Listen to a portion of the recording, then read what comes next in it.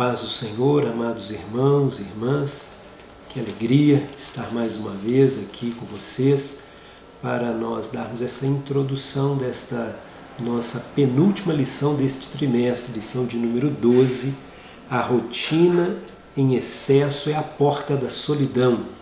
Essa lição ela vai falar muito aos nossos corações e é interessante nós nos debruçarmos sobre este assunto para tomarmos o cuidado, vigiarmos, mudar algumas atitudes para não cairmos na solidão.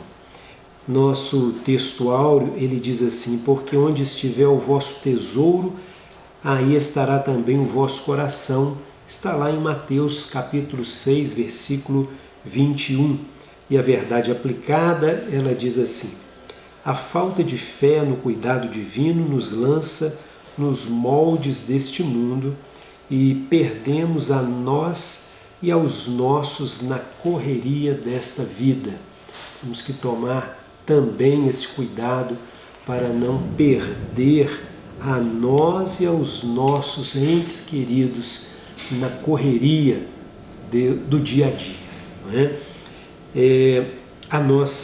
Os nossos objetivos da lição serão estes: falar sobre a visão da rotina em Eclesiastes, mostrar o resultado de uma vida de rotina excessiva e ensinar que a rotina destrói relacionamentos.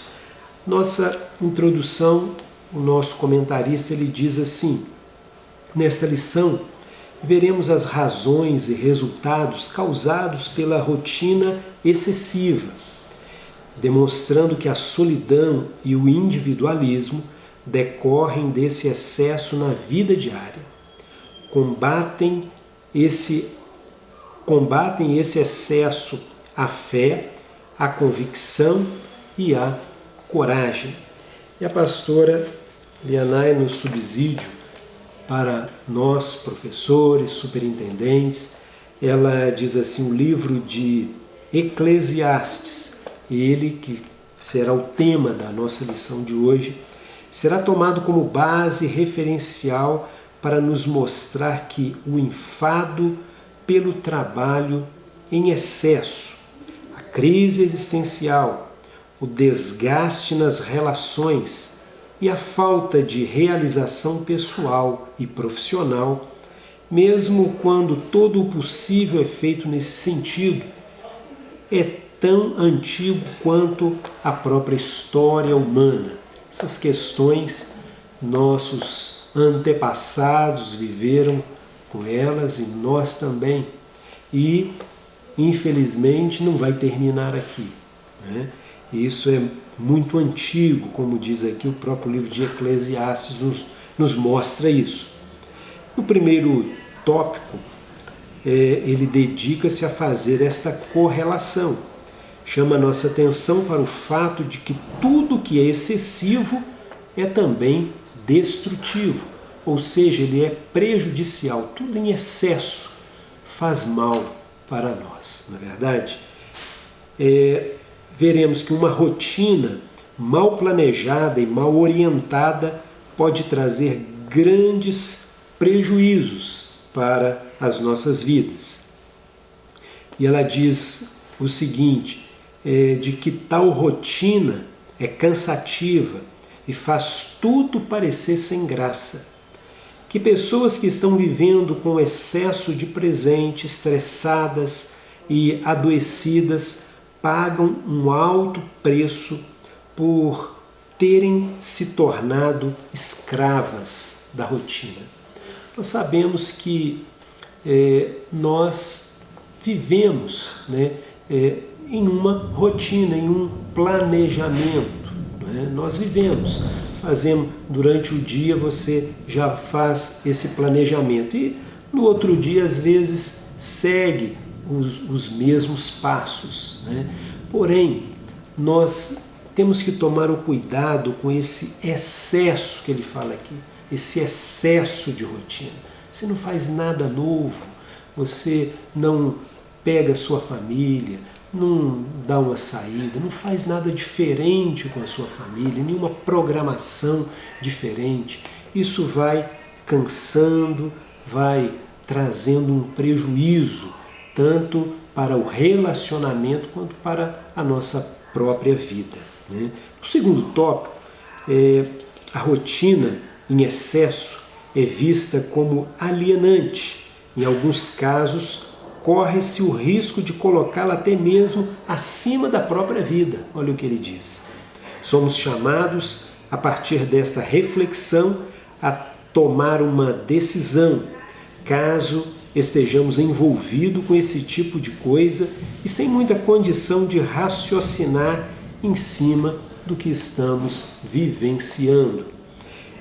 Então, meus amados irmãos, nós no terceiro tópico, diz aqui o seguinte, volta-se para a questão dos relacionamentos, avaliando o quanto os excessos podem prejudicar nossas vidas neste quesito. Geralmente, quem mais sofre com os excessos de uma pessoa são os mais próximos de sua convivência íntima. São a esposa, os cônjuges, os filhos. A questão do individualismo e da solidão é vista como consequência da rotina excessiva.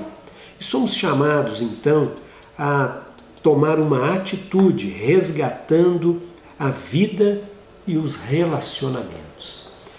E nós estaremos, então, amados irmãos, no primeiro tópico, com o título A Visão da Rotina em Eclesiastes. No segundo tópico, a rotina excessiva aliena as pessoas. E, por final, no último tópico, a rotina enfraquece os relacionamentos. E, na conclusão, o nosso comentarista ele diz assim: a rotina excessiva é cansativa, alienante e enfraquece os relacionamentos. Não defendemos uma vida sem regras, sem caminhos a seguir, sem trabalho e sem atividade? Óbvio que não. O que observamos que todo o excesso é perigoso. É o que nós falamos no início, que tudo em excesso é prejudicial. Todo excesso é perigoso e pode tornar a rotina um círculo vicioso e amarrar a pessoa na solidão. Então, meus queridos irmãos, vamos estudar. Deus vai falar conosco e se eu ou você estivermos seguindo esta vida rotineira, fazendo como que se fosse mecanicamente, isso não é bom. Nós precisamos fazer as coisas, tanto o trabalho, tanto na igreja, quanto na família, fazer com prazer, com alegria, e não somente por fazer. Quando nós fazemos as coisas pelo simples fato de que temos que fazer, isso cai na rotina e é perigoso para as nossas vidas, tanto para nossa vida pessoal, quanto para os nossos entes queridos. Bom, nós estamos aqui já, como eu disse, essa é a nossa penúltima lição. Domingo que vem estaremos então na nossa última lição. E eu já estou aqui com a nova revista Esther, a soberania e o poder de Deus na preservação do seu povo. E você já pode adquirir essa revista para que você, no próximo trimestre, no próximo ano, 2021, iremos iniciar estudando este livro de Esther. Adquira a sua revista, que será uma bênção também este assunto que iremos estudar. Vamos orar, agradecer a Deus, pedir a Ele que ilumine os professores e nos dê uma excelente aula. Curve a sua cabeça, amado, soberano, eterno Deus. Queremos, ó Pai, louvar ao Senhor, te agradecer, Pai querido, por esta oportunidade de estarmos aqui para estudarmos a Tua Palavra, Usa cada um dos professores, abençoa cada um de nós, ó Pai, e que o Senhor nos dê graça, nos dê ânimo, nos dê, Senhor, do alto a iluminação, a compreensão desta lição. Te agradecemos por tudo no nome de Jesus. Que Deus abençoe a sua vida, Deus abençoe a sua mente, que Deus abençoe o seu coração, que você tenha saúde física, mental, emocional e espiritual. A paz do Senhor. A paz do Senhor, amados, prezados amigos, irmãos em Cristo Jesus, que estão unidos e reunidos para mais uma escola bíblica dominical. Nesse dia de hoje estamos estudando sobre a rotina em excesso, que abre porta para muitas situações complicadas na nossa vida. E o ponto 1 da nossa lição diz a visão da rotina em Eclesiastes. Aos que consideram a mensagem de Eclesiastes apresentada de forma áspera e às vezes contraditória, ao descrever a realidade de que as coisas são ilusórias, ou seja, são como um vapor, que é inconsistente, vazio e incompreensível. Tudo que o autor de Eclesiastes vê é repetitivo, rotineiro. A natureza não faz mais do que repetir-se ciclicamente. A história, segundo a sua leitura, não traz nada de novo porque cada geração apenas repete o que as anteriores fizeram. Essa rotina não traz respostas novas às demandas da vida humana.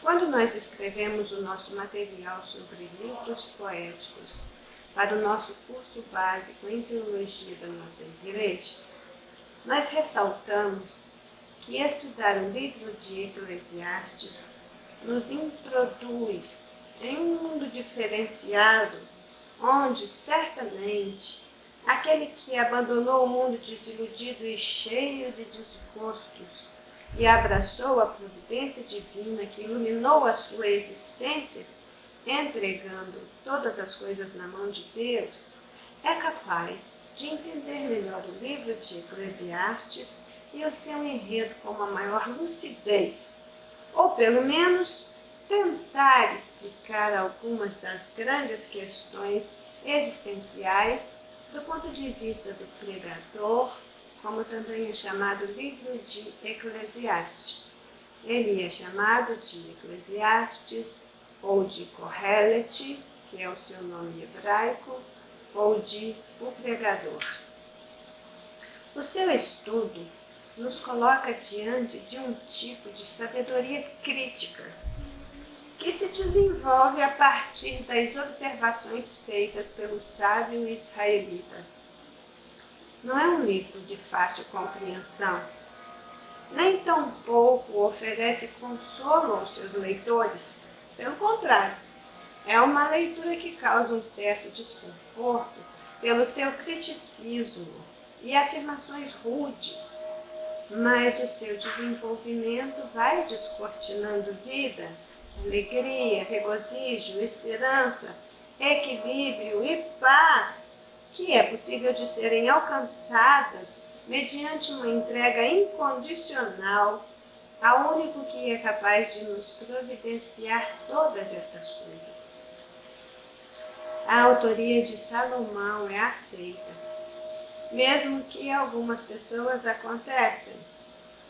Afirma-se que o livro pode ter recebido esse nome pelo fato de Salomão, depois de uma triste experiência de desviar-se, de ter passado a ensinar publicamente as suas experiências e as lições aprendidas, ele chega em alguns conceitos básicos, extraídos do seu estudo, que apontam em algumas direções. A primeira delas é que não se deve esperar que a vida nos satisfaça. A segunda é que todas as fases da vida precisam ser aceitas como elas são. Essa é uma realidade que precisa ser vivida em sua plenitude. Em cada fase da nossa vida, nós somos o que somos, não tem como fugir disso. A terceira é que frustrações na vida são inevitáveis. Todos nós nos frustraremos, nos aborreceremos, teremos tédio em algum momento da nossa existência. E por fim, o ponto 4, desfrutar a vida só é possível por meio de uma cosmovisão centrada em Deus. É a minha visão de mundo, a partir de Deus, a partir da sua palavra, a partir de Jesus Cristo, pelo mover do Espírito Santo no íntimo, que me dá condições de viver plenamente a minha vida. Por isso, evitar o livro, por se sentir oprimido pelo conceito de vida que ele oferece, não é uma solução das mais inteligentes, porque como nós lemos em 2 Timóteo, capítulo 3, verso 16, toda a Escritura, toda ela, é divinamente inspirada, como também proveitosa para ensinar, para redarguir, para corrigir, para instruir em justiça. E com Eclesiastes não é diferente. Então vejamos o que temos a aprender com essa sabedoria árida, prática, transparente e radicalmente sincera. Quando a gente pensa e olha algum grito de desespero por parte do autor, quando tudo isso é estudado à luz da revelação e da graça, aponta justamente para o oposto, pois é um livro rico em conselhos para que homens e mulheres encontrem a felicidade e a satisfação pessoal naquilo que realmente vale a pena. Então vejamos 1.1, a rotina mina as forças das pessoas. Logicamente, a observação do autor de Eclesiastes não era técnico-científica, mas vivencial, existencial, e com isso carregada de todos os questionamentos que as pessoas evocam em sua busca de sentido na vida. O dicionário Aurélio define rotina nos seguintes termos: caminho utilizado normalmente, itinerário habitual, hábito de fazer uma coisa sempre do mesmo modo, mecanicamente, repetição monótona das mesmas coisas, apego ao uso geral sem interesse pelo progresso. Portanto, dependendo do sentido considerado, a rotina pode se tornar um processo que mina as forças da pessoa. Bem, com a leitura desse item, nós refletimos que toda a divagação de Salomão tinha por objetivo buscar explicações para o sentido da vida. E todos os que partem em busca do sentido da vida também se verão às voltas com os mesmos questionamentos. Também sentirão suas angústias e muitas vezes se deixarão levar por sentimentos contraditórios, pois mesmo tendo tudo o que buscou, mesmo assim Salomão continuou insatisfeito. E aí nesse momento, quando as coisas chegam nesse ponto, toda a rotina para manter a roda da vida girando parecerá realmente muito enfadonha. Agora, quando nós falamos de rotina, nós precisamos ter uma clareza na abordagem do assunto, porque nem toda rotina mina as forças das pessoas. Nem toda rotina é negativa e é ruim. Nem toda rotina é prejudicial, muito pelo contrário. A rotina precisa fazer parte ativa na nossa vida. E sem isso, as coisas podem se transformar em confusão sem sentido. Então, nós precisamos realçar esta frase do comentarista que diz, dependendo do sentido considerado. Isso porque a rotina pode se tornar, sim, um processo que mina a força das pessoas nos casos particulares. Nós estamos tratando nessa lição, diga-se de passagem, da rotina excessiva, da rotina estressante, da rotina alienante, daquilo que foge completamente ao padrão de normalidade. E nós sabemos que não necessitamos de nenhum tipo de especialização para chegarmos à conclusão de que tudo que é em excesso é prejudicial, como também sabemos que a rotina ela nos ajuda a estabelecer prioridades, ela ajuda a nos manter o foco.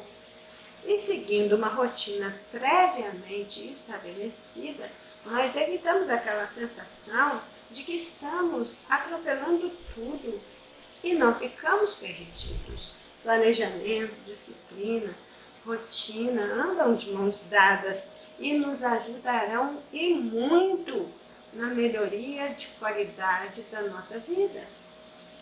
Veja, por exemplo, o caso das crianças. A rotina é de suprema importância, porque além de ajudar na aquisição de bons hábitos, ela cria conexões neuronais que possibilita que a criança possa repetir o que já fez sem precisar ser ensinada de novo. Para adolescentes e jovens, é o modo de ingressar na vida adulta com equilíbrio, dando andamento aos projetos e conquistando os sonhos. Em algum momento, a rotina pode se tornar perigosa por conta do risco de vivermos uma vida automatizada. Você liga o piloto automático e vai fazendo as mesmas coisas da mesma forma todo dia, até mesmo sem avaliar, sem pensar o que está fazendo, sem perceber o sentido daquilo que está fazendo. Mas não podemos perder de vista que algumas ações rotineiras, elas cooperam para o nosso bem e a não observância delas pode sim resultar em grande prejuízo. Agora, além de impositiva, a nossa rotina também precisa de leveza, ela precisa de flexibilidade e quebrar a rotina de vez em quando também ajuda e muito na preservação da nossa saúde física, mental e emocional. Veja que Deus instituiu as festas sagradas em Israel e desde o início a nação foi chamada para separar dias e tempos para quebrar a rotina, envolvendo-se em outras atividades prazerosas e edificantes, vivendo um tempo de uma alegria diferente, antes de voltar aos seus afazeres cotidianos com uma nova energia. A observância das festas sagradas em nossos dias continua sendo uma realidade. Porém, a igreja é muito mais do que festas e está acima delas. Todas as festas que Deus estabeleceu para o seu povo no passado visavam chamá-lo a comemorar, a se lembrar das bênçãos da redenção que o Senhor já lhes dera, mas também para que eles pudessem ansiar em fé, antecipando a redenção mais plena que o Messias traria. Então essas festas também, ela tinha esse sentido de apontar para o Messias, de nos fazer mais sensíveis ao Messias. Então essa quebra na rotina era muito bem-vinda para renovar as forças de um povo cansado e renovar as suas esperanças. Mas quando as festas se tornam imperativas e elas acontecem numa quantidade, num volume maior do que o necessário, elas perdem toda a razão de ser. E aí nós temos uma inversão de valores. A rotina vira festa e a festa vira rotina. E quando isso acontece, é no mínimo trágico. 1.2. Quando isso acontece, a rotina se torna cansativa e sem graça. Vamos ler aqui o 1.2. A rotina é cansativa e sem graça. Se observarmos o relato do autor de Eclesiastes, percebemos que em todas as ações que formaram sua rotina por busca de sentido à vida, sua conclusão sempre foi a mesma. Tudo que ele fez gerou cansaço e era ilusão. Era como correr atrás do vento. Eclesiastes 2:11. As pessoas estão cansadas. A longa jornada de trabalho, o excesso de atividade tem cansado a população. Então vamos ver aqui no 1.2, Eclesiastes ele tem sido chamado com justiça o livro do homem natural, pois se refere unicamente ao homem em relação ao seu Criador. É uma expressão da longa experiência pela qual passou o autor em busca de felicidade. Nós não vamos encontrar no livro a expressão "assim diz o Senhor", pois o pregador não parte daquilo que o Senhor está dizendo, mas daquilo que o seu íntimo diz em suas divagações acerca de Deus e da existência. Trata-se de uma obra de argumento e apelo à razão humana, ressaltando os resultados práticos de uma tentativa feita de se viver sem Deus. E quando se vive sem Deus e sem propósitos excelentes, o que sobra é correr atrás do vento. Provérbios 14:14 diz: o que no seu coração comete deslize, se afada dos seus caminhos, mas o homem bom fica satisfeito com o seu proceder. Aqui diz que as pessoas estão cansadas de correr atrás do vento. Correr atrás do vento significa aquela sua busca desenfreada por algo, onde você investe tudo, até mais do que deveria. E quando consegue, isso não te satisfaz, porque isso prioritariamente não dá sentido à vida. As pessoas estão cansadas, afirmou o comentarista. No final do ano passado, ministrando aos círculos de oração da região sul, em um evento de mulheres ali no Betel, eu tive a oportunidade de desenvolver um pouco esse assunto do cansaço, porque isso se tornou um assunto recorrente no nosso meio nos últimos tempos. Não porque o nosso trabalho seja enfadonho, mas é porque o mundo está cansado, as pessoas estão cansadas. E aí eu tive oportunidade de refletir com as nossas irmãs um pouco sobre esse tema. E o título do sermão foi "Cansados do quê?". Nós podemos afirmar, sem dúvida, que todos nós estamos cansados de alguma coisa. Nesse momento, inclusive, nós estamos cansados dessa pandemia. Nós estamos cansados das rotinas enfadonhas, difíceis. Nós estamos cansados das notícias ruins. Nós estamos cansados de tudo isso que esse tempo está nos impondo e querendo muito que a nossa sorte seja modificada no que diz respeito a essa pandemia.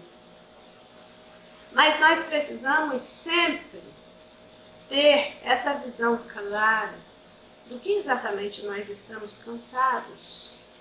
Nós estamos cansados do quê? Que carga pesada nós estamos carregando nesse momento?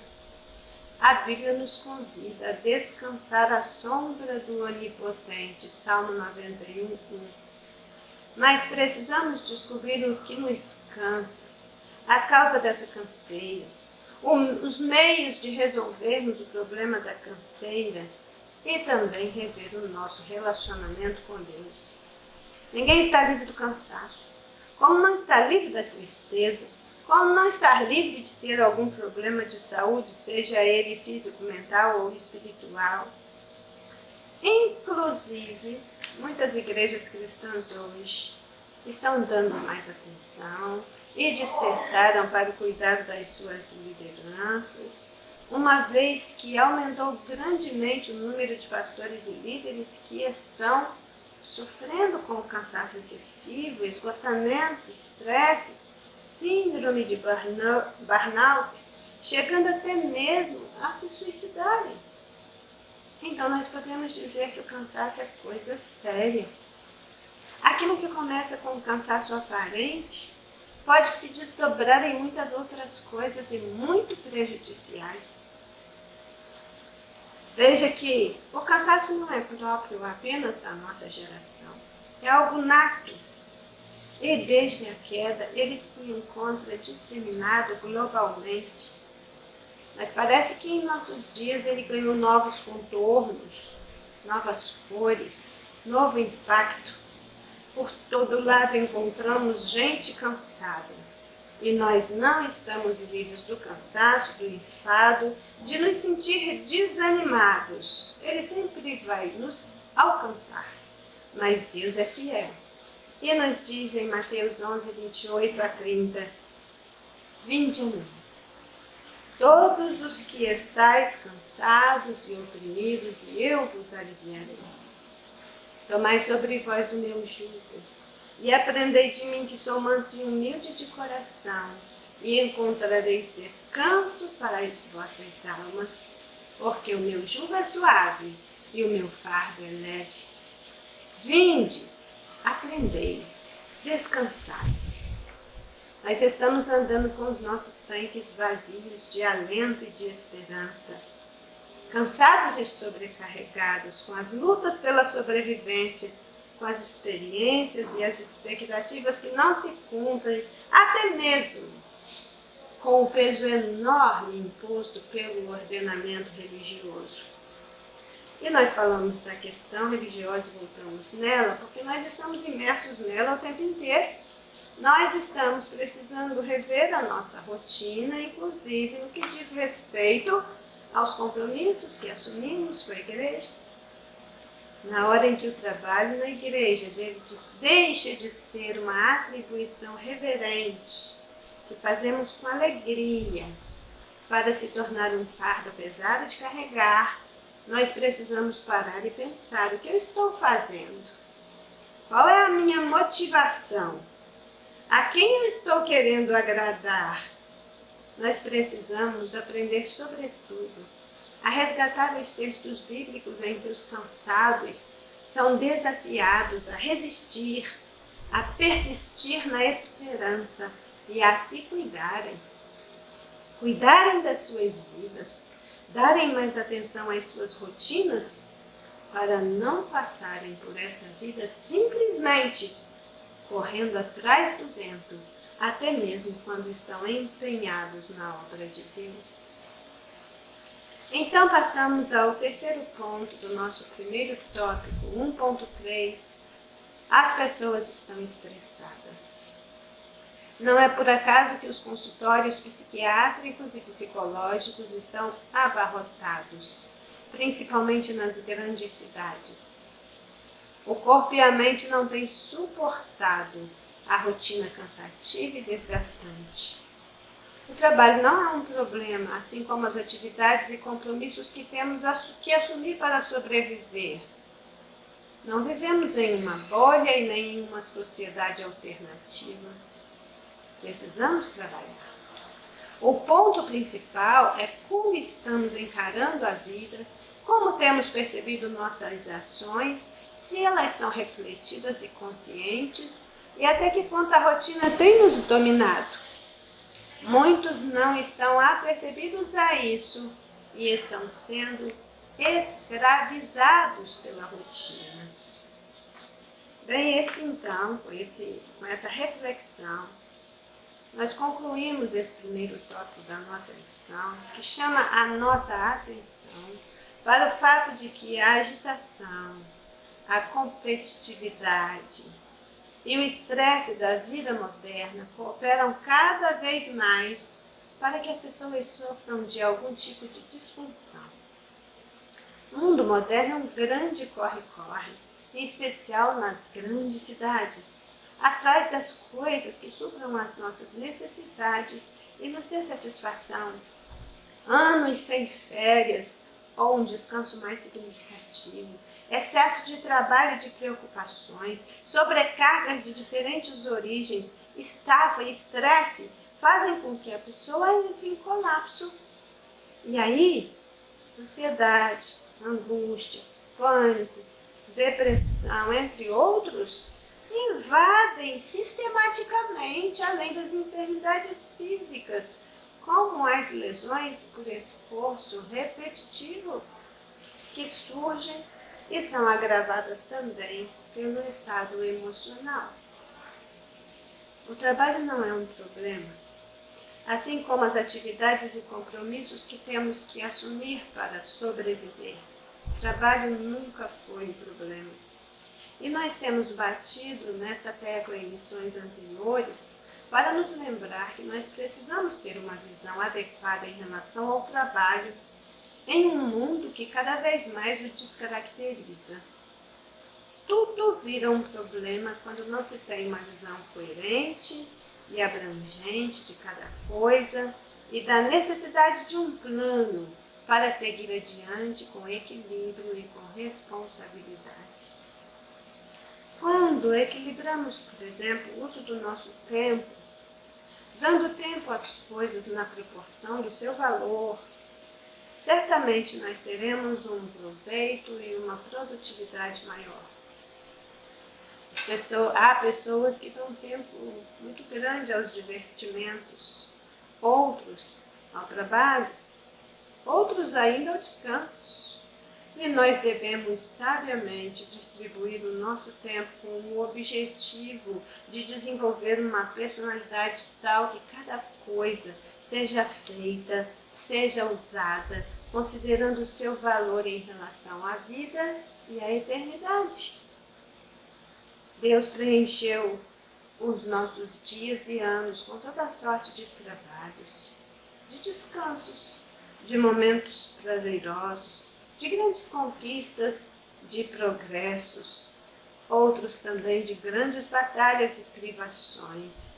Também tempos de quietude e tempos de rotina estabelecida. Tudo que Deus criou, Ele sustenta com a força do seu poder. Ele nos criou para louvor da sua glória, para que o buscássemos e mantivéssemos com Ele um relacionamento íntegro, íntimo, puro e santo. Mas hoje nós vivemos a cultura da busca da facilidade a qualquer preço, em oposição ao empenho produtivo que é verdadeiramente enriquecedor. O mundo prega algo muito diferente do que aquilo que aprendemos com a palavra de Deus.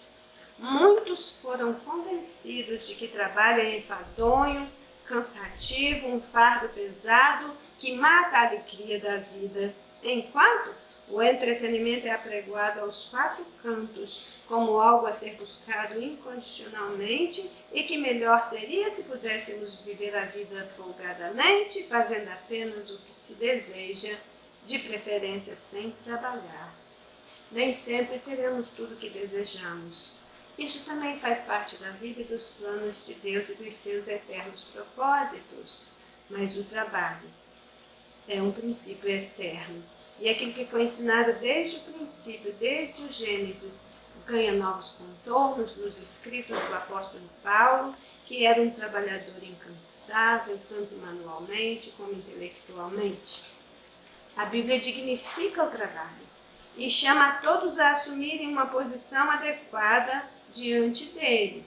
Porém, o trabalho em excesso, com propósitos distorcidos, produz estresse e, atingido por ele, as pessoas deixam de encontrar a satisfação necessária para o desenvolvimento de tarefas que dignificam e passam a agir mecanicamente diante da vida com as suas demandas, adoecidas, infelizes e desanimadas.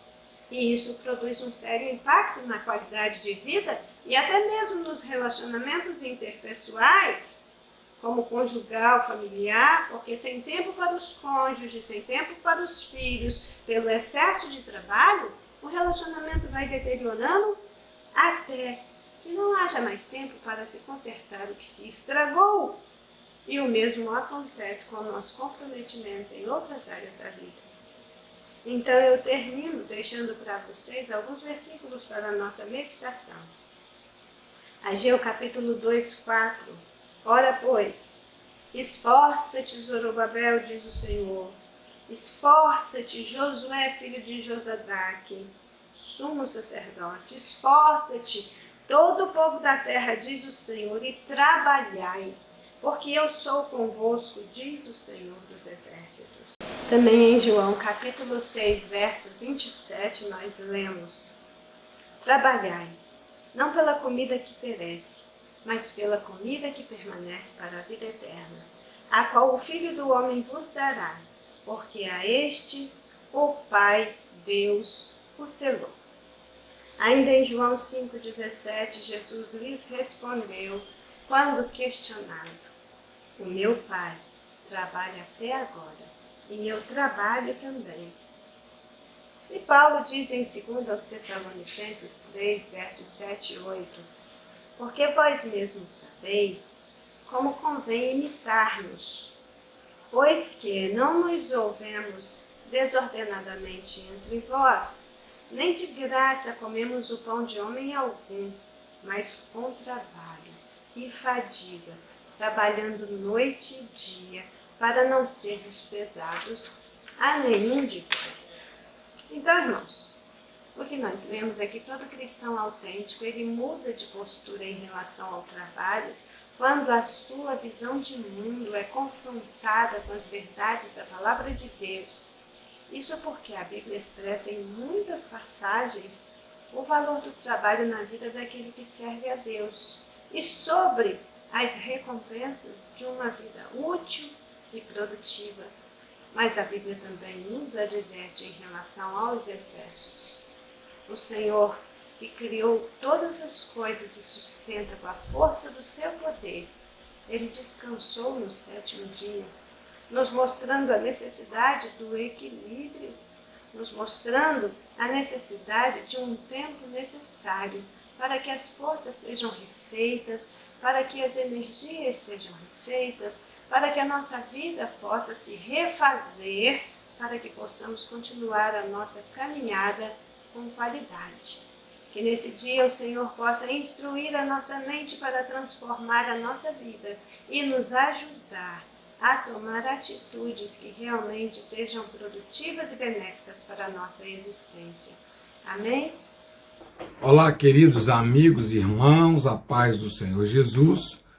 Nós estamos aqui para dar seguimento a mais uma lição 12, a rotina em excesso e a porta da solidão. Depois de abordar o tópico 1, a verdade aplicada diz que a falta de fé no cuidado divino nos lança nos moldes deste mundo e perdemos a nós e aos nossos na correria desta vida. Todo cristão deve entender que a nossa vida, a nossa missão aqui na Terra, ela é uma maratona e não uma corrida de velocidade. Nós estamos caminhando rumo ao céu e é longa a nossa jornada. Nós agradecemos a Deus pela oportunidade de revisarmos a nossa condição, a nossa situação, olharmos para trás, avaliarmos a nossa rotina e saber se nós estamos fazendo exatamente aquilo que Deus nos chamou para fazer.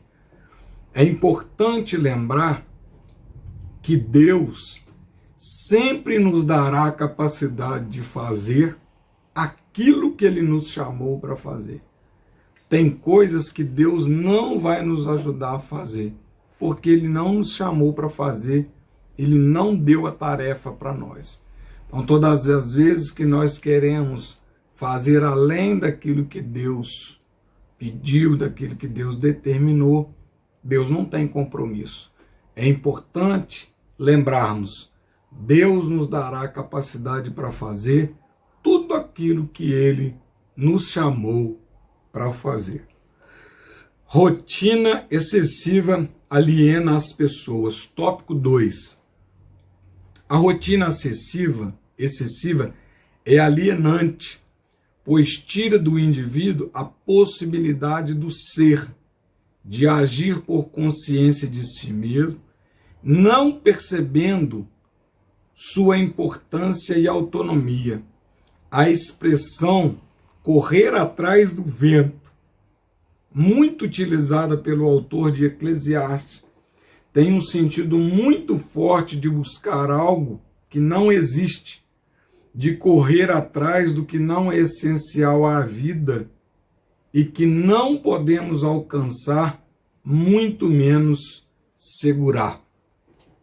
Quando aconteceu aquele atentado no World Trade Center, em 11 de setembro, nos Estados Unidos, muitas mensagens foram gravadas por pessoas que estavam trabalhando ali naquele prédio comercial, mandando mensagens para suas famílias, mas perderam a oportunidade de viver porque passaram a ter uma rotina excessiva de trabalho, procurando somente ter e possuir e adquirir, e esquecendo que para nós basta o essencial e Deus cuida de nós. Às vezes, quando nós nos enveredamos por rotinas excessivas apenas para ter e possuir alguma coisa, corremos o risco de perder o que é mais importante na vida do cristão: sua família, a sua salvação. Quantas pessoas esquecem daquilo que é mais importante? E o que Jesus disse continua de pé: buscai primeiro o reino de Deus e a sua justiça. E a própria Bíblia diz que todas as outras coisas, as demais coisas, elas serão acrescentadas. É melhor ter e desfrutar do que é essencial do que ser escravo da rotina. Para Salomão, é melhor ter o que é essencial e aproveitar, desfrutar conscientemente disso, do que ter sobrando, mas não saber o que se carrega.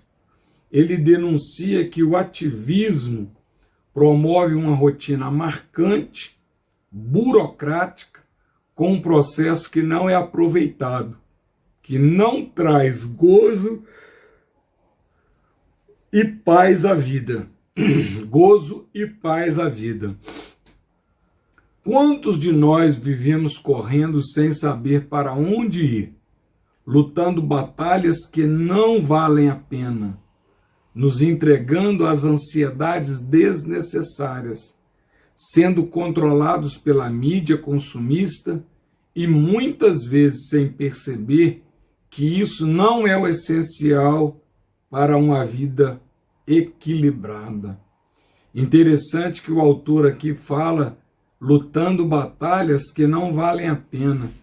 Quantas vezes as pessoas lutam batalhas que não são suas, querem pelejar por coisas que não são suas e que Deus não mandou pelejar. A igreja, ela é um organismo vivo. Cada um deve ocupar o lugar que Deus o chamou para ocupar como membro do corpo de Cristo, sem querer fazer tudo, sem querer assumir a função do outro, sem querer tomar uma posição que não foi a posição como órgão, como membro daquele corpo que Deus o chamou.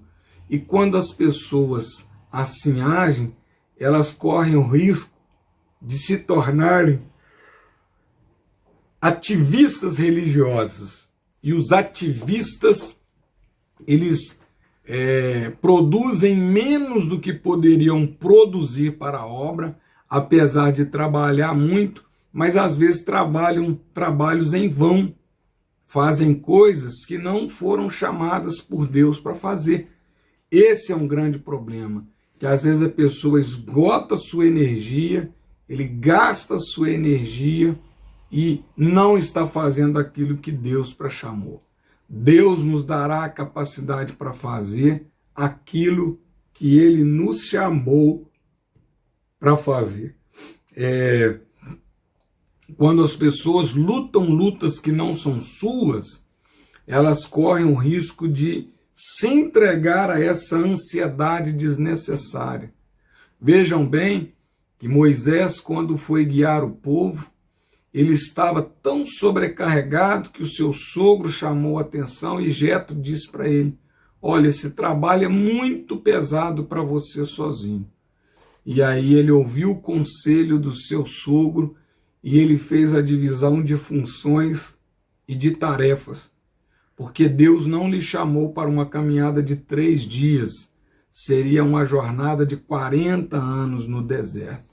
É importante nós sabermos discernir isso, que cada um possa entender a sua função, que cada um possa saber assumir o seu compromisso, a sua obrigação na obra do Senhor, na vida secular. Às vezes o ativismo ele não é tão problemático somente na igreja, não, em todos os lugares.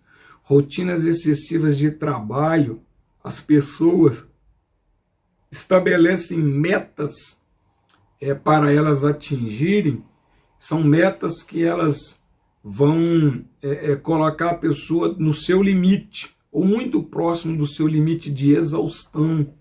Talvez um esforço mais inteligente, um esforço mais planejado, pode trazer resultados muito melhores do que simplesmente o ativismo em toda e qualquer função, não somente na igreja, mas em qualquer aspecto da nossa vida.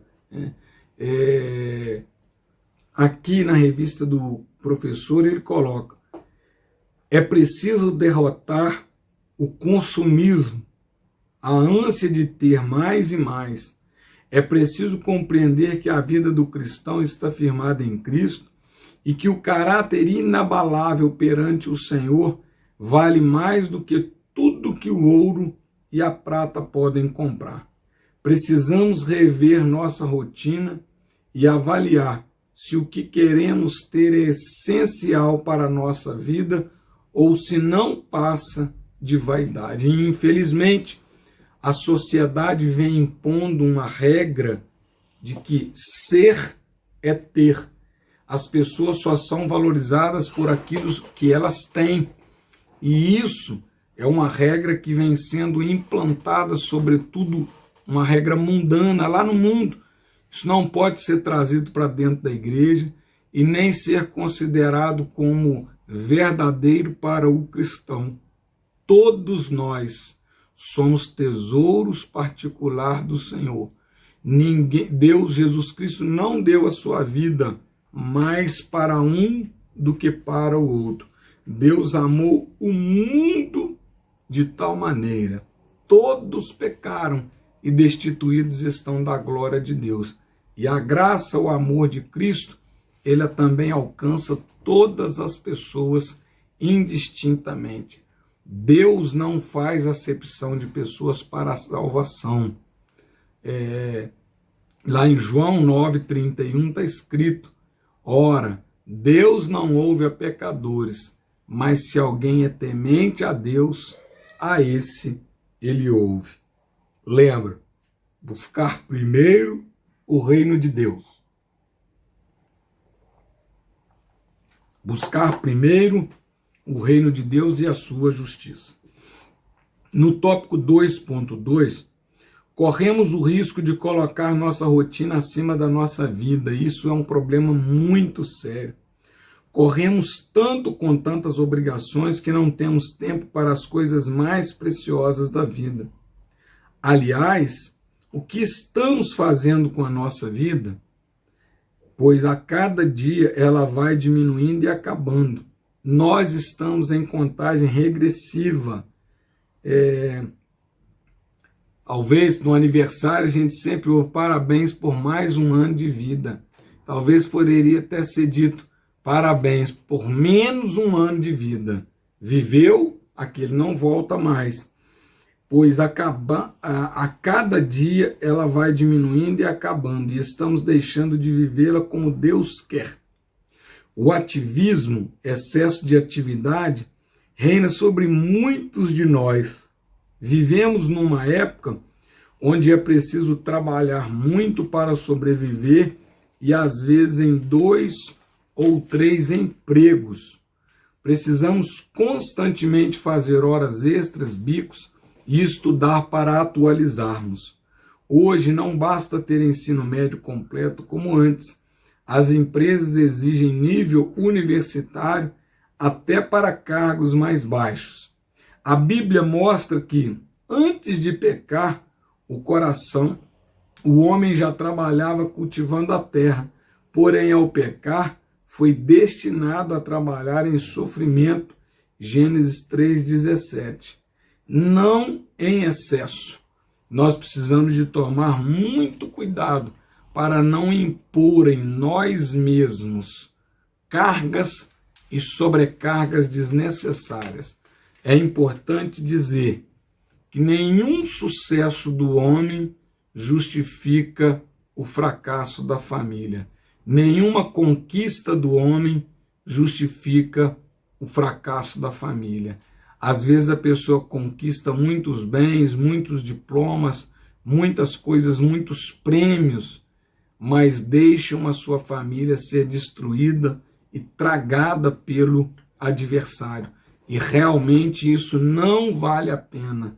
Nossa família é um bem precioso que Deus confiou a nós e nós precisamos de zelar e cuidar. A nossa vida, a nossa saúde também é um bem precioso que Deus confiou a nós e nós temos responsabilidade com a nossa saúde, com cuidado com o nosso corpo. A correria traz falta de memória, faz com que realizemos as coisas de qualquer jeito, traz estresse, mau humor. Nunca vi Deus falar: faça tudo com pressa, ou faça tudo ao mesmo tempo, ou faça muita coisa, mas somente faça tudo com excelência. Jeremias 48:10 diz: maldito aquele que fizer a obra do Senhor fraudulentamente ou relaxadamente, e maldito aquele que preserva a sua espada do sangue.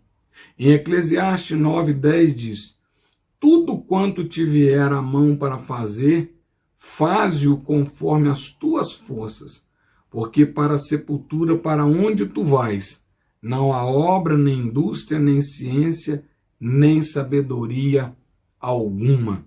É importante nós termos em mente que Deus nos dará a capacidade para fazer tudo aquilo que Ele nos chamou para fazer. É importante também nós sabermos que Deus ele é tão justo, e quando Ele distribuiu os talentos na parábola dos 10 talentos, ou na parábola dos talentos, para quem tinha mais capacidade Ele deu 5, para quem tinha menos Ele deu 2, e para quem tinha menos Ele deu apenas 1 talento. E a Bíblia diz que os talentos foram distribuídos segundo a capacidade de cada um. Então, tudo quanto te vier às mãos para fazer, faze-o conforme as tuas forças. O problema é que quando a pessoa quer abraçar demais, se tornar um ativista, não somente dentro da igreja, mas dentro do seu local de trabalho, no seu dia a dia, o sujeito quer fazer papel de pai, mãe, irmão, irmão mais velho, avô, amigo, tio. Não, cada um deve ocupar a posição e o lugar que Deus lhe chamou para ocupar. Faça aquilo que Deus te chamou para fazer com excelência e certamente você será bem-aventurado. Não queira fazer tudo, e se for fazer tudo, não vai conseguir fazer com excelência. E se não fizer com excelência para Deus, é fraude. Porque quando Deus nos chama para fazer, Deus nos dá capacidade para fazer. Tópico 2.3.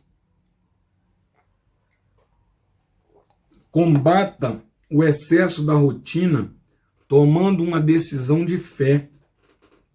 São apresentadas a seguir 3 coisas que muito contribuirão nas atitudes a serem tomadas no combate à falta de tempo: fé, coragem e convicção.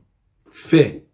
É preciso acreditar naquilo que quero fazer para não procurar outra coisa e me desviar do foco. E assim perder tempo. Sem fé, não temos foco, direção. Sem direção a seguir, me perco. Então terei que voltar e refazer o caminho. O crente tem que ter foco e fé em tudo que ele for fazer. Tudo que te vier às mãos para fazer, faze-o conforme as tuas forças. Faça com fé, faça com foco, olhando para o alvo. E o alvo do crente é Jesus Cristo, o Filho de Deus. Nada na nossa vida pode ser mais importante do que o alvo Jesus Cristo. E naquilo que Deus nos deu para fazer, naquilo que Ele nos incumbiu para fazer, certamente Ele está mais adiante como alvo. O mesmo Deus que nos chamou hoje e nos garantiu vitória amanhã, por ser onipresente, onipotente, onisciente, Ele te chama hoje para fazer e Ele já está lá na linha de chegada te aguardando, com o seu troféu, com o seu galardão. Deus te chamou, Deus te capacitou, Deus garante a sua vitória. Pode confiar, tenha foco, tenha fé e confie no Senhor. Salmo 37:5 diz: entrega teu caminho ao Senhor, confia nele e ele tudo fará, tudo. Combata o excesso da rotina com tomada de decisão com fé. Fé. É preciso acreditar naquilo que quero fazer para não procurar outra coisa e me desviar do foco. E assim perder tempo. Eclesiastes 3 fala que há tempo para todo propósito. E ele descreve tempo para tudo. Ele só não descreve tempo para se perder. Sem fé, não temos foco, direção. Sem direção a seguir, me perco. Então terei que voltar e refazer o caminho. A outra coisa que ele aconselha além da fé, coragem. É preciso ter coragem de dizer não às propostas de trabalho excessivas ou de horas extras que se tornaram mais do vício do que a necessidade. É preciso saber que a rotina é excessiva. E algumas vezes nós passamos por isso. Eu vou ler uma história para os irmãos aqui, né? Uma história de um artigo publicado sobre o excesso de trabalho. E essa história diz o seguinte: aquele irmãozinho que fica procurando o pastor todos os dias, mesmo no seu dia de folga, ou o seu líder, e ele chega e diz: ontem eu te liguei, procurei o tempo inteiro na sua casa, em todo lugar, e o senhor não atendeu. Aí o dirigente disse gentilmente: desculpe, filho, mas ontem eu tirei o dia para descansar, foi meu dia de folga. Então o irmão retrucou: mas pastor, o diabo trabalha 24 horas e não descansa. E o pastor logo respondeu para aquele jovem: e desde quando o diabo é exemplo para mim? Então, o diabo trabalha constantemente, mas trabalha para destruição. É importante você saber que Deus não te chamou para obreiro de um dia. Deus te chamou para obreiro de uma vida. Deus lhe confiou uma função, Deus lhe deu talentos para o servir todos os dias da sua vida e que esses dias se prolonguem. Às vezes, refazer um trabalho, reiniciar um trabalho é mais árduo, mais difícil e gasta mais energia do que você começar um trabalho. Recomeçar, reformar uma casa, reedificar uma construção, ela é mais trabalhosa do que você pegar do zero e começar. Aqui, outra coisa, fé que ele falou, combata o excesso da rotina tomando decisões importantes. Uma, fé. Outra, coragem. E a terceira é convicção. Moisés continuou no foco de libertar o povo. Ele tinha essa fé. Faraó começou então a colocar propostas para que Moisés não cumprisse o seu objetivo. Aqui na revista do professor está escrito: Reginaldo e Regiane Calil. Faraó propôs para Moisés que saísse do Egito, mas voltasse, que saísse só com homens, mas deixasse as crianças e os bens. Muitos irão trazer propostas para que percamos o foco, propostas de outras carreiras, de negócios, que não demoram tanto para se concretizar, porém, que não totalmente é o nosso foco. O teu foco como cristão, em primeiro lugar, é adorar e servir a Deus. Em segundo lugar, é viver bem com a família e aproveitar os seus dias. Deus mais família é a Igreja de Cristo. Cada família representa a Igreja de Cristo. Cada pessoa representa a Igreja de Cristo. Infelizmente, essa fé, coragem e convicção. Quantas pessoas deixam a igreja porque querem alcançar um cargo ministerial antes do tempo proposto e previsto por Deus? Quantas pessoas deixam a igreja porque recebem propostas de promoções ministeriais, de promoções para trabalhos? Às vezes a pessoa sai da igreja porque ele quer a todo custo, mesmo antes de estar preparado pelo Senhor para a obra do Senhor. É importante você se lembrar que quando nós queremos antecipar alguma coisa, mesmo que seja um projeto de Deus, mas nós queremos antecipar aquele projeto para o nosso tempo, corre o risco de dar errado. Moisés, com 40 anos, achou que estava preparado e ele quis, ao seu tempo, sair para executar aquilo que Deus já havia determinado, escolhido para ele fazer. Mas ele saiu antes do tempo, antes de Deus dar a ordem para ele. E o que aconteceu? A sua primeira atitude foi matar um egípcio e depois ele ter que ficar foragido 40 anos para Deus forjar Moisés, para Deus dar maturidade e dar experiência para Moisés. Não queira ocupar o lugar que Deus não te chamou para ocupar para este tempo. Não queira fazer aquilo que Deus não te chamou para fazer. Deus nos dará a capacidade para fazer aquilo que Ele nos chamou para fazer. Fuja da rotina excessiva, do trabalho excessivo.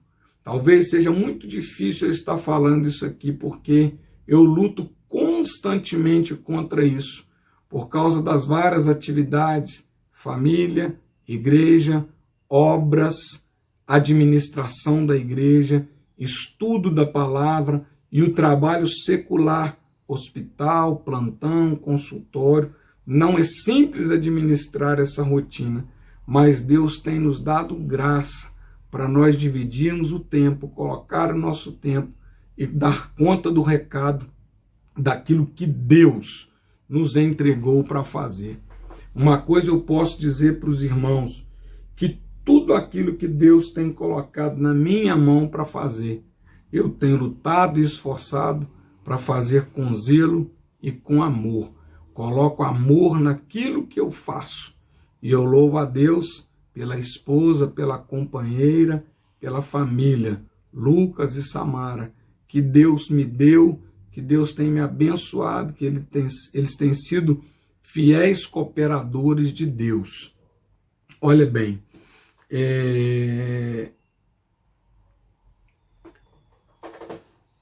um artigo que eu quero ler aqui, ó.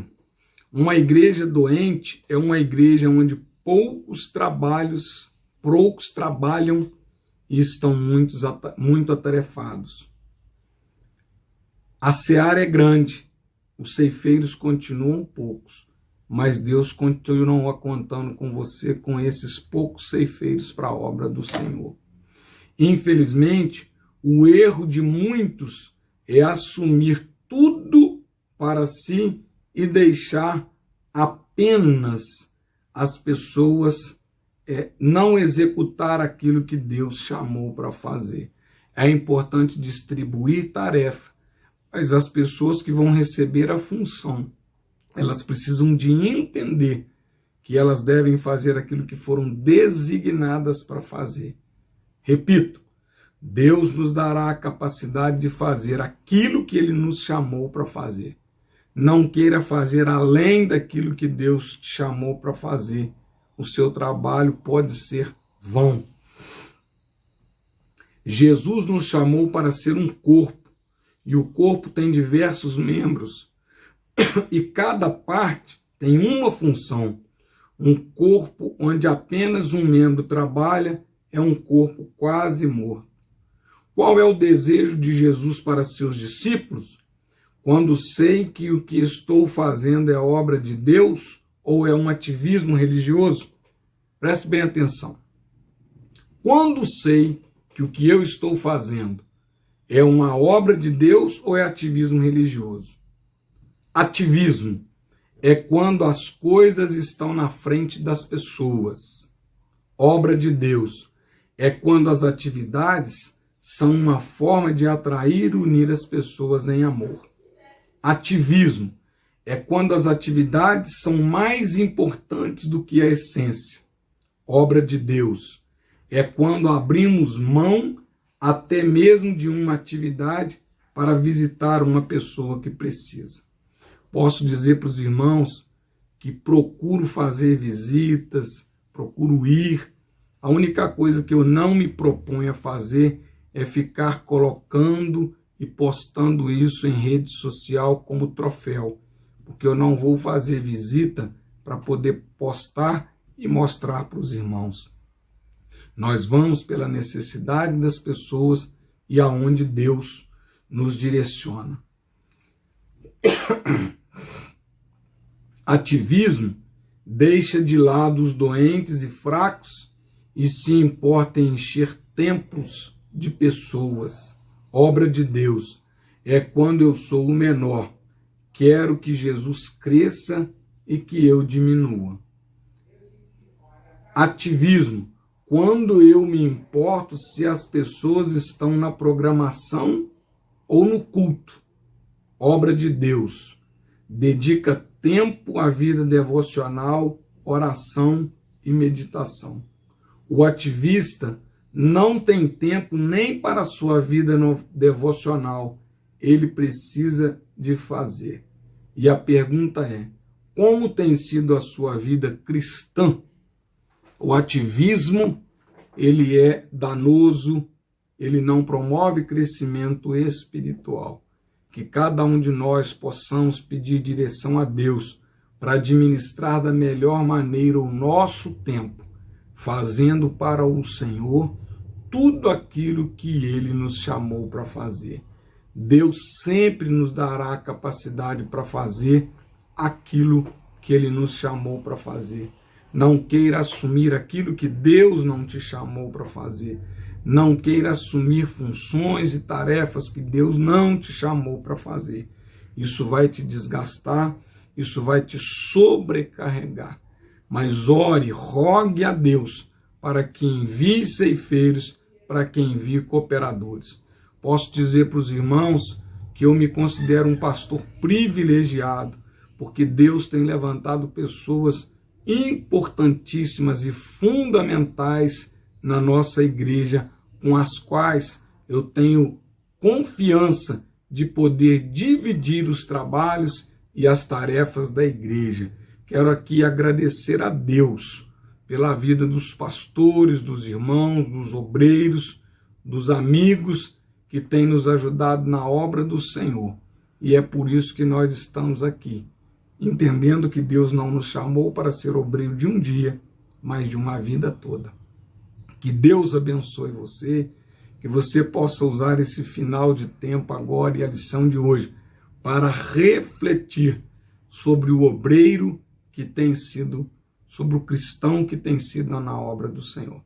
A paz do Senhor a todos, Deus abençoe. Vamos para o tópico 3. Daqui a pouco, culto de louvor e adoração a Deus às 18 horas no Betel. Aguardamos você. A paz do Senhor para os irmãos. Cumprimentamos a todos os irmãos com a paz do Senhor. Bem-vindos à nossa querida Escola Bíblica Dominical. Nós estamos estudando a lição número 12. A rotina em excesso é a porta da solidão. Já estudamos o tópico 1, tópico 2 e agora vamos comentar um pouco sobre o tópico 3 e fazer uma breve conclusão. Um vencedor sabe que nesta vida ninguém faz nada sozinho. Até Jesus chamou 12 para ajudar em sua obra. O próprio Jesus chamou discípulos para ajudar na grande missão que ele tinha de evangelizar, de ministrar a palavra de Deus. Trabalhou em equipe.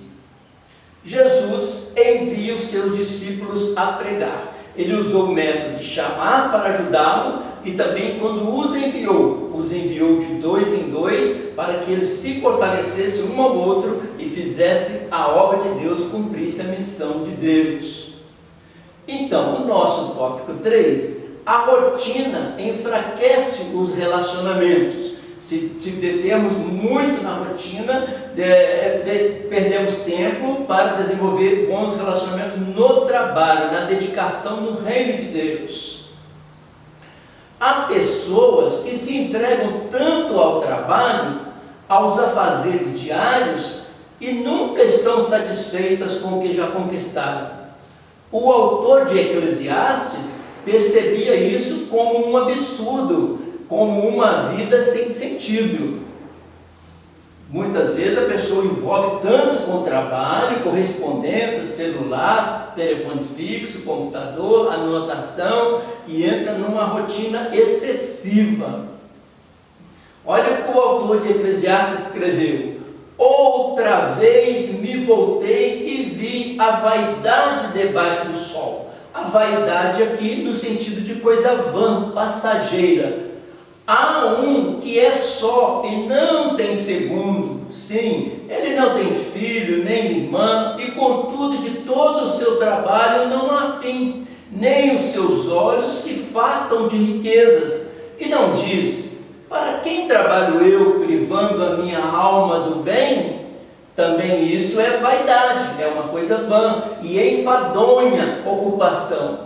Melhor é serem 2 do que 1, porque tem melhor paga do seu trabalho. Porque se um cair, o outro levanta. Vaidade debaixo do sol. E isso o autor de Eclesiastes observando a vida abaixo do sol. Salomão reconhece a futilidade das obras humanas nesta vida, o significado da expressão debaixo do sol, mas não se contenta com isso. Ele começa a mostrar que abaixo do sol tudo é uma rotina, mas quando chega no capítulo 3, ele volta a atenção dele para abaixo do céu, e volta a atenção dele para as alturas. Nós vamos ver isto a seguir.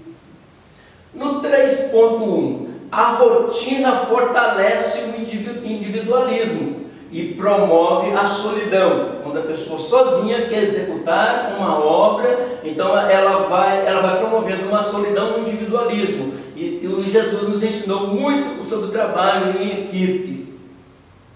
A rotina excessiva vai limitando o indivíduo a si mesmo, a ponto de ele se fechar no seu mundinho, entre aspas. Ninguém faz nada sozinho, ninguém chega a lugar nenhum sozinho, trabalhamos sempre com ajudas um do outro. Quantas vezes você colocou fones e entrou em um mundinho totalmente seu? Nunca ache que você não precisa de ninguém, afinal de contas, ninguém consegue nada sozinho. Nós precisamos uns dos outros. Jesus Cristo, quando enviou os seus discípulos em missão, os mandou de 2 em 2, para que se ajudassem, para que fosse testemunha um do outro no anúncio do Evangelho. De fato, de 2 em 2 seria mais difícil perder as forças, a motivação e o foco da missão que receberam, e desarmava a solidão. Então, trabalhando de 2, um animava o outro, não presenciava solidão e se sentiam fortalecidos, as suas forças, um animando o outro naquela grande missão. Assim, Jesus os envia, os 12, de 2 em 2, cada um tem o seu temperamento, a sua maneira de ser, e um ajudando ao outro na grande missão. E como foi bonito eles obedecerem à voz de Jesus em trabalhar em 2 a 2. Olha o que Marcos escreveu: e percorreu as aldeias vizinhas ensinando, chamou a si os 12 e começou a enviá-los de 2 a 2. Lembrar que Jesus enviou em 2 missões. Na primeira vez, ele tinha 12 apóstolos, 12 discípulos, 12 apóstolos, ele enviou de 2 em 2. Numa segunda vez, ele enviou 70, também enviou de 2 em 2. E deu-lhes poder sobre os espíritos imundos e ordenou-lhes que nada tomasse para o caminho, senão um bordão, nem alforje, nem pão, nem dinheiro no cinto, mas que calçasse sandálias e que não vestisse 2 túnicas. E dizia-lhes: na casa em que entrardes, ficai nela até partirdes dali. Quando Jesus enviou os 12, nessa primeira missão, era uma missão mais rápida, mais objetiva, quando ele enviou os 2. E como ele os enviou? De 2 em 2, para que um ajudasse ao outro.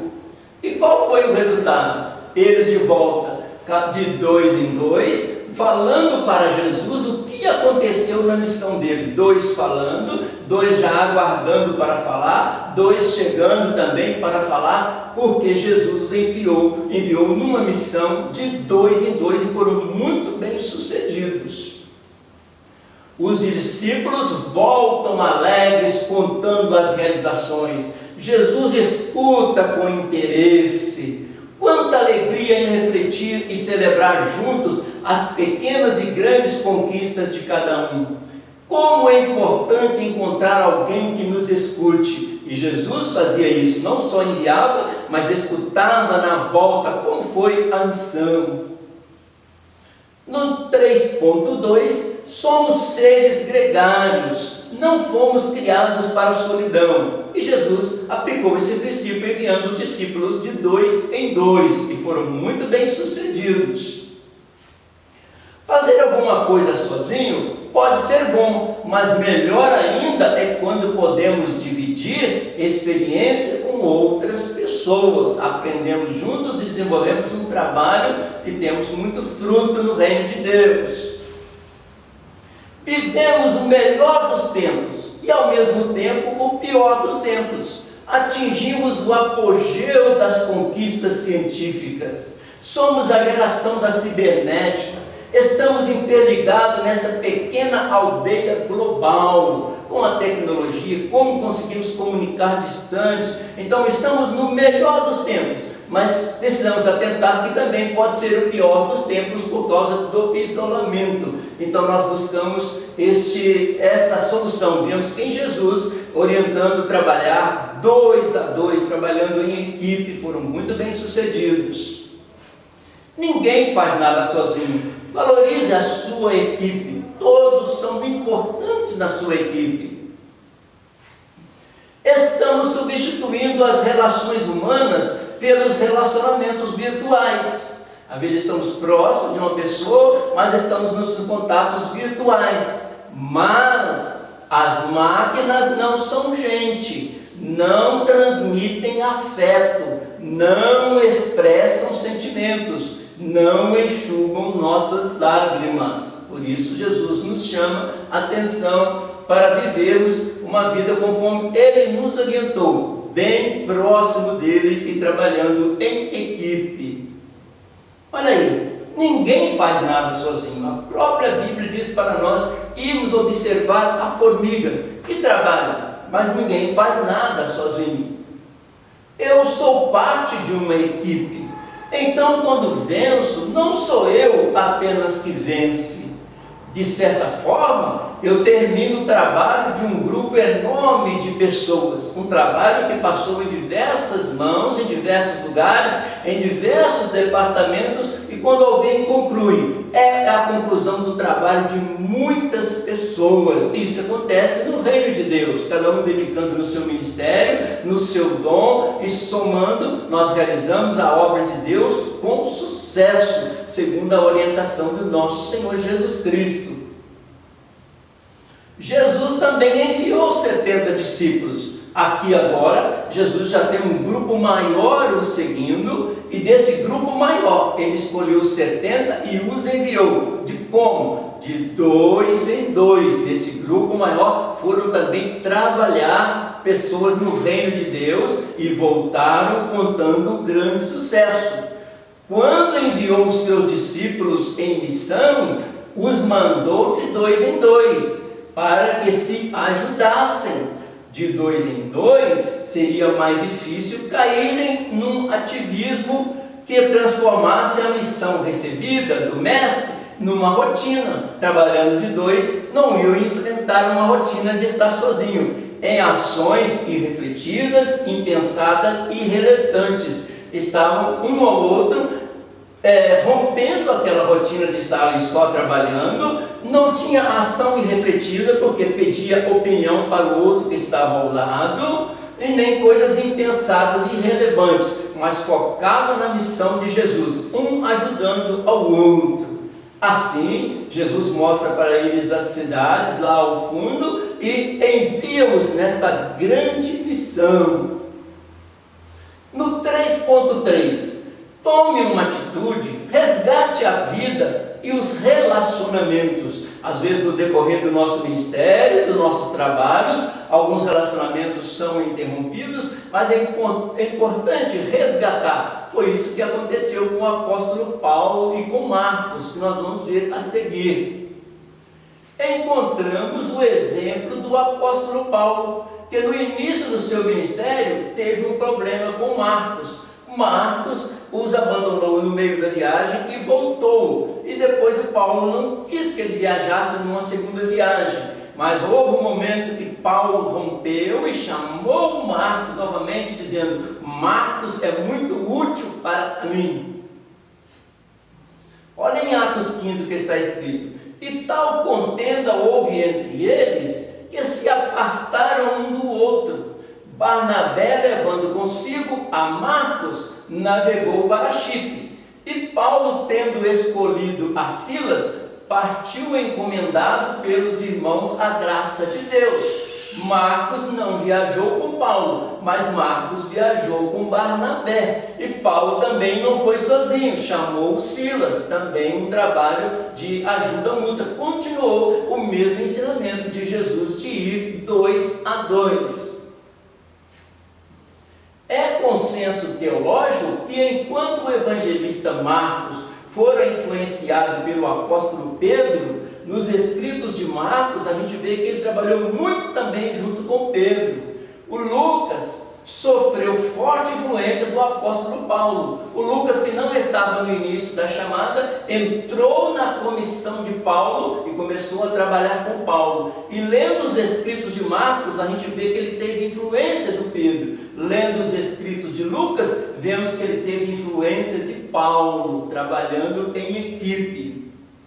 Mas, já no final da sua carreira, preso em Roma, Paulo reconheceu que era necessário resgatar o seu relacionamento com Marcos, reconhecendo o seu valor e a sua importância para ele. Agora sim, Paulo manda chamar Marcos, vendo como ele era útil.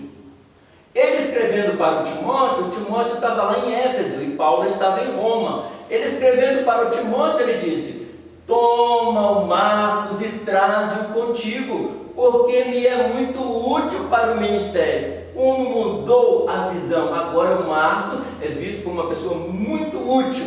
Devemos caminhar nesta direção de reconciliação e perdão. Agora sim, Marcos é chamado para entrar novamente, trabalhar junto com Paulo e ajudar muito Paulo, conforme vamos ver a seguir.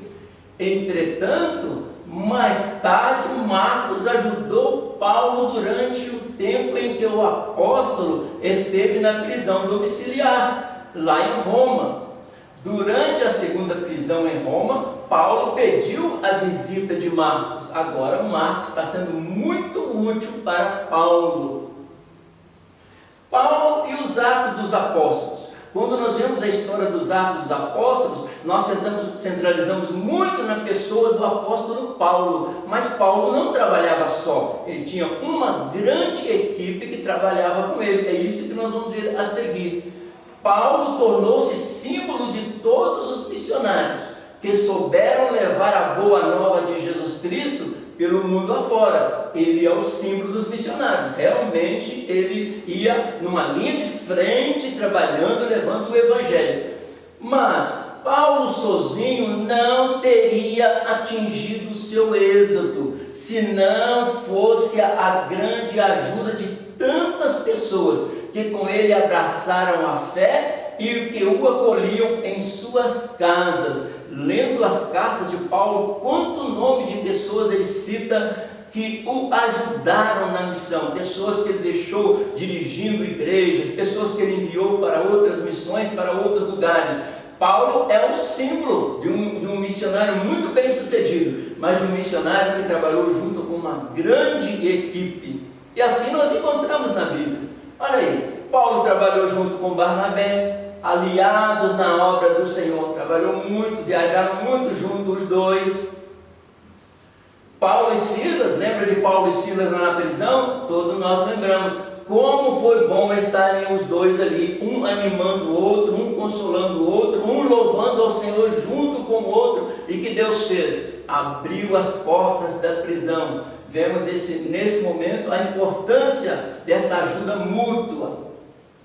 E Jesus no Getsemane, aqui é a foto do próprio Getsemane. Essas oliveiras são oliveiras milenares, muito antigas, que vão renovando apenas as folhas, os galinhos, mas os troncos são muito antigos. Aqui é o Getsemane mesmo. Jesus, quando foi para a sua oração no Getsemane, chamou os seus discípulos para ir orar com ele. Deixou alguns em certos lugares, chamou Pedro e Tiago e João, que era mais próximo dele, para ficar um pouquinho mais perto dele, e ele adiantou-se um pouco mais para orar ao Senhor. E ele contou com a participação deles naquele momento muito difícil. O pecado entrou no mundo, no jardim do Éden. Aqui no jardim do Getsemane, Jesus estava assumindo o pecado da humanidade para levá-lo e cravá-lo na cruz e nos dar o perdão. Jesus, no alto da cruz, perdoou um ladrão arrependido. Ao ressurgir, foi atrás do amigo que o negou e confiou a Pedro a responsabilidade de apacentar as ovelhas. Perdoou quem estava crucificando do lado dele, perdoou Pedro que o negou. Jesus sempre reconciliando para ter bom sucesso na obra de Deus. Aqui o Monte Calvário, onde Jesus foi crucificado, é chamado de caveira por causa aqui tem uma semelhança de uma caveira, um olho, outro olho, nariz e boca. Então, como essa grande pedra tem a semelhança de uma caveira e ela está bem próximo aqui da rua, todos viam a crucificação de Jesus aqui no alto, onde ele bradou as 7 frases da cruz. Aqui é o Monte da Caveira, o lugar da caveira, onde Jesus foi crucificado. E ali ele falou as suas 7 frases da cruz, que são muito marcantes, e elas falam de perdão.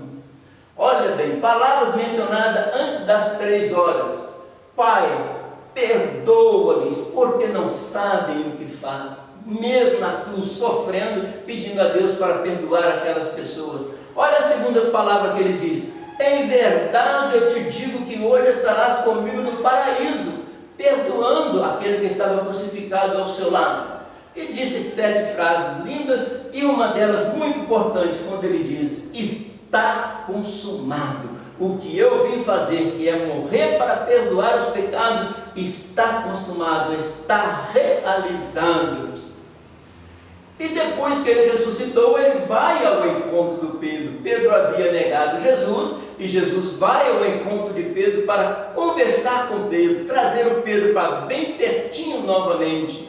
E ele conversa com Pedro: Pedro, tu me amas? Então apacenta as minhas ovelhas. Deu para ele 3 oportunidades para ele dizer: Jesus, eu te amo. Perdoe quem te ofendeu, quem mentiu, quem te traiu, quem não te ajudou, quem tentou te prejudicar, quem foi desonesto com você. Enfim, perdoe para que tudo na vida vá bem. O perdão é muito importante na reconciliação.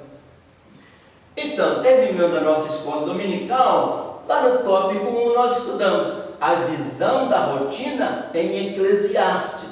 E queria mostrar para vocês a visão da rotina debaixo do sol e debaixo do céu. Aqui em Eclesiastes, o autor diz: o que foi, isso é o que há de ser, e o que se fez, isso se fará, de modo que nada há de novo debaixo do sol. Isso numa visão debaixo do sol, numa visão aqui deste mundo. Mas quando chega no capítulo 3, o autor diz: tudo tem o seu tempo determinado, e há tempo para todo propósito debaixo do céu. Agora a visão dele volta para os céus e vê que tudo tem um propósito e um tempo determinado. Ele olhou de uma maneira muito mais ampla para as alturas, para o Altíssimo, e começou a ter uma visão que há tempo para tudo. No tópico 2 estudamos a rotina excessiva aliena as pessoas. Temos que evitar a rotina excessiva. É preciso compreender que a vida do cristão está firmada em Cristo e que o caráter inabalável perante o Senhor vale mais do que tudo que o ouro e a prata podem comprar. Estamos lembrando aqui no início do nosso tópico, uma pessoa envolve em só o trabalho, só conquistar coisas materiais, mas o valor maior do cristão está firmado em Cristo. Este sim é um grande valor eterno. No tópico 3 acabamos de estudar: a rotina enfraquece os relacionamentos. O perdão é libertador e uma clara demonstração do verdadeiro amor. Voltamos a falar do perdão, porque o perdão reconcilia, e assim a pessoa trabalha em equipe e faz um bom trabalho para o Senhor. Ao final da nossa lição, o autor da revista dessa lição deixou bem claro: não defendemos uma vida sem regras, sem caminho a seguir e sem trabalho e atividades. Não defendemos uma vida sem regras. Por exemplo, no presente momento, estamos obedecendo às regras de segurança à saúde para o nosso bem. Então ele disse: não defendemos uma vida sem regras. No momento, estamos obedecendo às regras de segurança à saúde para o nosso bem. Por quê? João, escrevendo a sua terceira carta, ele escreveu uma coisa muito linda. Ele escrevendo para o Gaio, ele disse: amado, desejo que te vá bem em todas as coisas. O desejo de Deus é que nós estejamos bem em todas as coisas, materiais, sociais, as nossas necessidades, todas sejam supridas. E que tenha saúde. Um outro ponto que João vem abordar: e que você tenha saúde, assim como bem vai a tua alma. Aqui ele conseguiu abranger todas as áreas da nossa vida. Desejo que te vá bem em todas as coisas, em todos os sentidos, e que você tenha saúde, assim como bem vai a tua alma. Então, conclusão, o autor dizendo ainda, o que observamos, que todo excesso é perigoso e pode tornar uma rotina, um ciclo vicioso. É isso que ele queria abordar e ensinar. Então ele nos chama para uma vida espiritual, andar em novidade de vida, coisas novas, espirituais. Pelo que, se alguém está em Cristo, nova criatura é. As coisas velhas já passaram e eis que tudo se fez novo. Ele nos chama, quando encontramos com Cristo, de novas criaturas. Aí, como devem andar essas novas criaturas? Andar em novidade de vida, andar em amor, andar honestamente, andar com prudência, andar em espírito e andar com sabedoria, porque Jesus é o caminho, e Jesus ensinou e praticou e viveu com sabedoria. Que Deus nos abençoe no nome precioso de Jesus.